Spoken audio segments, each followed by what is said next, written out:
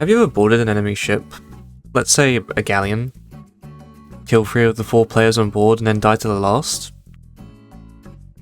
Kinda sucks, doesn't it? At least you killed 3 of them, right? Right? And here we have one of the most unbalanced features of the Sea of Thieves, and this video's topic, reviving. What you saw back there was one of many examples as to why reviving favours larger crews on the sea. Even though you killed 2 or 3 people in a large crew, if you can't secure the 4th, then your efforts were for nothing.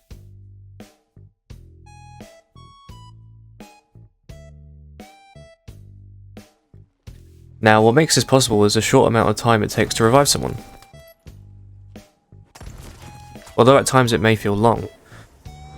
Reviving a player takes approximately 4 seconds, and this isn't just on a sloop, it takes 4 seconds regardless of the ship size and or the crew size.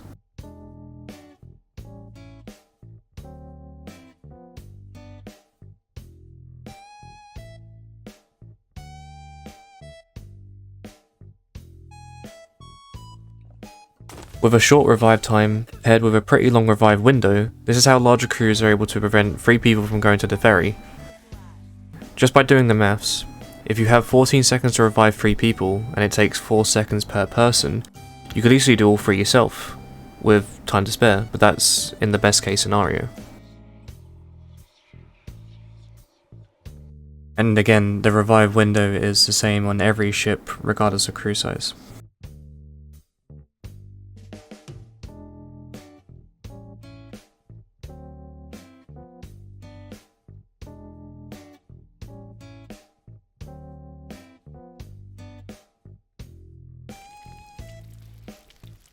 I feel Rare implemented this primarily for larger crews, even though it's usually the smaller ones that struggle more with staying alive. I mean, even if you're playing solo, you can't even use revive, so I think a good idea would be to implement a self-revive feature for solo crews.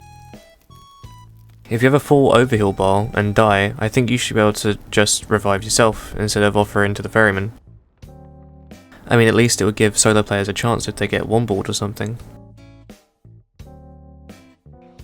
Now, the punishment for dying in game is around 29 seconds on the Ferry of the Damned, which, in the middle of a fight, is a pretty huge disadvantage.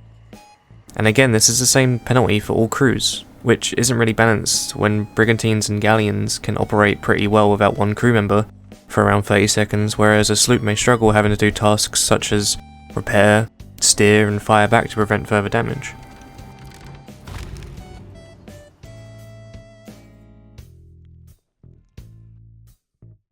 Another issue that has grown in popularity since the addition of reviving is spawn camping. If you're a smaller crew, you're already outnumbered if they get onto your ship. Now, even if you pick off 1 or 2 of them, it's not going to do anything because they can revive still. Whereas before reviving was added, the players that you kill would have to take the same penalty you do by going to the ferry, and this would mean that you either break the trap or you get a better advantage when spawning back in. Now, I'm not saying this is the answer to balancing reviving, however I feel it's a good start. As you can see at the top, these are the current times for all crews regardless of size. I think that going off crew size is a better way to tackle reviving, as I know there's crews out there that either solo or 2-man brigs, and I don't think they should be punished with longer revives. To add as well, if a player disconnects from a galleon crew, the game would recognise a 3-man crew and then make it a bit easier for them when they're in conflict. This can be compared to digging chests. In this clip you see that I'm solo on a brig and it takes 5 digs to bring up this piece of loot.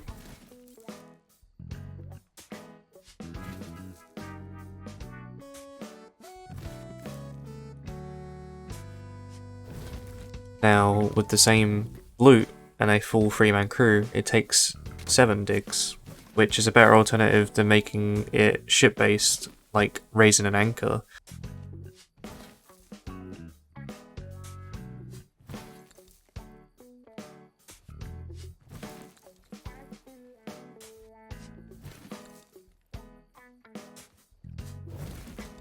If you decide to raise an anchor solo, you can see that on a sloop it's designed for smaller crews, whereas on a galleon it takes way longer, and it requires more people to go up faster. But I feel something like this could also be implemented into reviving as well. Say that the time required to revive someone on a galleon is now 6 seconds. If all 3 people on the crew revive at once, it could be reduced to 4 seconds, which then encourages better teamwork to prevent crew members from going to the ferry and ultimately taking that large punishment of 30 seconds.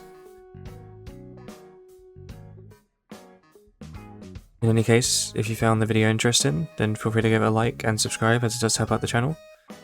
If you like videos like this, then feel free to check out my MMR video, where I do a little dive into whether or not Sea of Thieves may have a hidden MMR.